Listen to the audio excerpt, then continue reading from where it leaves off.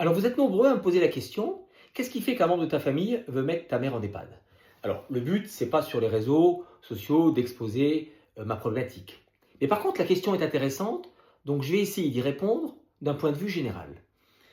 Alors, si quelqu'un, dans une fratrie, n'est pas d'accord et veut placer ses parents en EHPAD, c'est son choix le plus naturel. Il a le droit de le faire, sans aucun problème. Peut-être qu'il ne peut pas s'en occuper, peut-être qu'il n'a pas le temps. Bref, il y a mille et une raisons, qu'il n'a pas la volonté, il y a mille et une raisons. Ou la question peut être posée différemment, c'est lorsque dans une fratrie, un membre de la famille ne souhaite pas que l'autre membre de sa famille garde ses parents avec lui chez soi plutôt que de l'amener en EHPAD. Et là, on peut se poser la question de qu'est-ce qui motive la personne à faire cela. Alors, par rapport à tous les messages que j'ai de gens qui vivent exactement la même chose, il y a plusieurs cas de figure. Le premier, généralement, qui est récurrent, c'est la jalousie.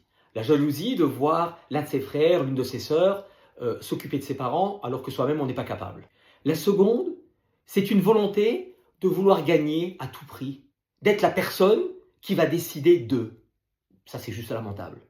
Et la troisième, que je vois de manière récurrente dans les messages que j'ai, c'est une question d'argent. Et c'est pas toujours lié au fait que la personne soit pauvre ou pas. Mais vous savez, la plupart du temps, ces gens savent manipuler les personnes.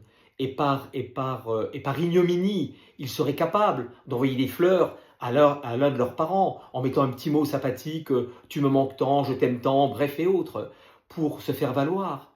Alors que la réalité, c'est qu'ils ne font pas acte de présence, c'est qu'ils ne sont pas là à aider leurs frères ou leurs sœurs. Alors vous, aidants, si vous êtes dans cette situation, ne vous sentez pas blessé. Faites ce que vous avez à faire, parce que c'est vous qui êtes dans le vrai. Et puis, à un moment donné, battez-vous pour ce que vous croyez être la justice. Ah oui, puis je voulais rajouter que si par hasard ce bouquet de fleurs arrivait lors d'une hospitalisation, cela prouverait une tendance à vouloir vraiment manipuler les gens pour s'acheter une bonne conscience, pour montrer qu'on est présent, alors qu'en réalité, on ne l'est jamais. Et en disant ça, j'espère que ça n'arrivera pas à ma maman.